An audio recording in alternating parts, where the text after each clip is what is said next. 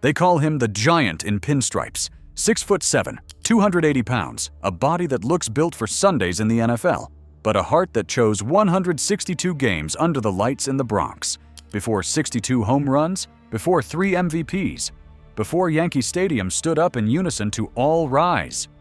Aaron Judge was just a baby in Sacramento, California, who didn't know his life had already taken its first sharp turn. He was adopted the day after he was born by Patty and Wayne Judge, 2 teachers from the small town of Linden. Years later, when he was around 10, they sat him down and told him the truth. He remembers nodding, saying it made sense. He'd already noticed he didn't look like them. He was biracial, tall, and growing into a frame that couldn't be ignored. But the part that mattered most to him wasn't biology. It was choice. They chose him, and he never forgot that. Wayne and Patty didn't raise a celebrity. They raised a worker. No shortcuts, no excuses, no "I'm special." Just show up, listen, do it right, do it again. In Linden, Judge became that kid who did everything. Quarterback-sized wide receiver on the football field, rim contesting center on the basketball court, pitcher and first baseman on the diamond. By the time he was done with high school, he'd pretty much rewritten the record book. Nearly 1,000 receiving yards and 17 touchdown catches in a season, double-doubles and blocks every night in basketball. And in baseball, a .500 average, power, strikeouts on the mound, a local legend dragging Linden to titles and playoff runs. Big schools came calling for football. Notre Dame, Stanford, UCLA. He could have been catching passes on Saturdays, maybe even Sundays. But he picked baseball, and baseball had no idea what was coming. He went to Fresno State, not because it was flashy, but because it fit. There, he wasn't a finished product. He was potential. Raw, powerful, and still learning how to control a body that didn't seem to have a speed limit. He turned into a nightmare for college pitchers. Freshman awards, all-conference teams, a college home run derby crown. He even went to the Cape Cod League and came back with a reputation, not just as a masher, but as a good teammate, the guy who did things the right way. Remember this, Aaron Judge grew up a San Francisco Giants fan. The kid who once dreamed of playing by the Bay ended up drafted by the enemy coast. In 2013, the New York Yankees called his name in the first round, and immediately, baseball reminded him that nothing is guaranteed. He tore a quad before he could play a single pro game. His first season as a professional, gone before it even started. Before he was a star, he was hurt. Before he was a captain, he was rehabbing in anonymity. So he did what he always did. He worked. By 2014, he was finally unleashed in the minors. In Class A and High A, he posted monster on-base numbers, mashed, and walked more than most kids his size ever did. He didn't just hit, he understood the zone. Then Double-A, then Triple-A, then the futures game. He struck out a lot. He made adjustments. He kept climbing. In August 2016, the elevator doors opened. Yankee Stadium, the uniform, right field in the Bronx. In his very first at-bat, he launched a ball into the seats. The guy right before him, Tyler Austin, had just done the same thing in his own debut. 2 kids, back-to-back, announcing a new era. But the league is cruel. Judge's first taste of the majors ended with an oblique injury, a .179 average, and a pile of strikeouts. Doubters circled. Was he too big? Too long of a swing? Just another power guy who'd never make enough contact? Then 2017 happened, and the conversation changed forever. From opening day on, Aaron Judge turned the season into his personal highlight reel. 119 miles per hour rockets into the night. Upper deck shots that made StatCast glitch. He tied rookie home run records in April. He wrecked pitching in May. He owned June so badly he led the league in average, homers, and RBIs heading into the break. The Judge's chambers appeared in right field. Robes, wigs, gavels, and all. A cheering section, not for a veteran legend, but for a rookie. He didn't just win the home run derby. He stole the show, casually putting balls into orbit like he was flicking bottle caps. By the end of the year, he had 52 home runs, most ever by a rookie. He walked 127 times, scored 128 runs, played elite defense in right. He ran away with Rookie of the Year. He finished second in MVP voting, and overnight, he became the new face of the New York Yankees. But baseball doesn't hand you a straight line to greatness. In the years that followed, injuries showed up like unwelcome guests. A fractured wrist, oblique strains, calf issues. He missed time in 2018, in 2019, in 2020. Every time he came back, he hit.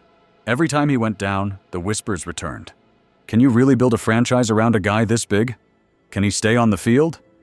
Is this the next Yankee icon or the next what if? He answered with 2021. Almost quietly, he put together one of his most complete seasons. Near .290 average, close to 40 home runs, elite defense, leadership, clutch hits, silver slugger, MVP votes. A reminder, when he's healthy, he's not just good, he's one of the best players on the planet. And then came the season that changed his legacy's address forever. From April to October, every judge at bat became an event. The home run counter turned into a national storyline. 30, 40, 50. Every blast pulled him closer to names that don't need first names. Ruth, Maris. He walked off teams, carried an offense, destroyed pitches in every city. By late September, he was chasing 61, the American League single-season record, Roger Maris's mythic mark. He tied it in Toronto, he broke it in Texas. Home run number 62. The most in a single season in American League history. The most by any Yankee, ever. He finished with a .311 average, 62 homers, 131 RBIs, and an on-base plus slugging that belonged to a video game. He didn't just win MVP, he grabbed it with both hands. He was the offensive center of gravity of the entire league. And he did it in a contract year. After turning down a huge extension offer in the spring, the winter that followed was chaos in slow motion. Giants, Padres, bidding wars, rumors, plane tracking. Arson Judge tweets, the team he'd grown up rooting for wanted to bring him home. Another contender wanted to drop him into the middle of their lineup. The Yankees, meanwhile, were on the edge of watching their franchise player walk away. In the middle of it all, one phone call helped settle everything. Hal Steinbrenner and Aaron Judge spoke directly. Length, money, legacy, captaincy, everything was on the table. He chose the Bronx. 9 years, $360 million, the largest free agent deal in MLB history at the time. And with that pen stroke, something else happened. Aaron Judge became the 16th captain in New York Yankees history. Not just their star, their standard. 2023 tested that role brutally. He started hot. Homers, walks, the same terrifying presence at the plate. Then he crashed through a bullpen gate in Dodger Stadium chasing down a fly ball. A toe injury followed that wiped out weeks, then months. He still hit 37 homers in just 106 games. But the Yankees fell apart. They missed the playoffs for the first time since 2016. And every microphone pointed at the captain. Judge stood in front of the cameras and owned the disappointment. This is not the Yankee standard, he repeated. He didn't blame injuries, didn't throw teammates under the bus. He talked about accountability, urgency, and change. Off the field, he was honored with the Roberto Clemente Award, recognized for his character, and the All Rise Foundation, using his platform to impact kids in New York and California. On the field, 2024 became a full-force response. He started slow by his standards. Then May hit, and he turned the sport into his personal trailer reel again. Weeks where he hit everything. Months where he led the league in homers, RBIs, OPS. By the end of the season, 58 home runs, well over 140 RBIs, an average north of .320, and on-base and slugging numbers that looked pulled from another era. He didn't just win another MVP. He did it unanimously.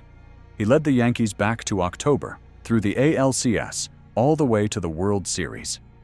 They fell short. He struggled early in the Fall Classic, then answered with a massive homer in Game 5, only to see defensive miscues and missed chances cost them the series. He walked out of that October carrying another kind of pain, personal responsibility. The captain who'd finally reached the World Series but hadn't yet finished the job. 2025 became his answer. From opening week, he was out of his mind. 3 homer games, multi-hit nights, extra base hits piling up. By the end of April, pitchers were already sick of seeing him. By the summer, the league just started putting 4 fingers up and sending him to first. He didn't care how they tried to stop him. He walked, he waited, he punished mistakes. When it was over, he had done something no one had ever seen at that size. He won a batting title. .331 average, 53 home runs. an on-base percentage pushing .460, a slugging percentage near .700.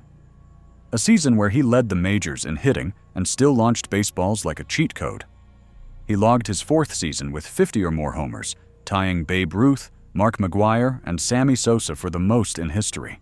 He reached 350 career home runs faster than anyone who had ever done it. He set records for intentional walks, for first-inning home runs, for how quickly he stacked milestones. And when the votes came in, he added a 3rd MVP trophy to his shelf, his 2nd in a row, a 3-time MVP, a batting champ, a record-breaking slugger, a captain. And as if that weren't enough pressure, he accepted another role: captain of Team USA for the 2026 World Baseball Classic. From a kid in Linden, California, adopted by 2 teachers rooting for the Giants, to the captain of the Yankees and the leader of his national team. That's the arc. Aaron Judge's story isn't clean, and that's exactly what makes it powerful. Injuries, strikeout records, slumps, playoff heartbreak. But through all of it, he's evolved into the guy who carries pressure like other players carry batting gloves. He is the adopted kid who became the face of the most scrutinized franchise in baseball, the 3-sport star who chose the hardest path and the most unforgiving market, the gentle giant who signs, smiles, and points to kids in the stands, and then, 1 pitch later, hits a ball 450 feet. He's the slugger who shattered the American League home run record, the captain who stands in front of cameras when things go wrong, the MVP who keeps finding new levels of dominance, and the wildest part? Even now, after 62, after 58, after 3 MVPs and a batting title, it still feels like there's another chapter coming, another October swing, another number on the board, another moment where an entire stadium rises to its feet before the pitch is even thrown. Because when Aaron Judge walks to the plate, one thought runs through every mind in the building: court is now in session.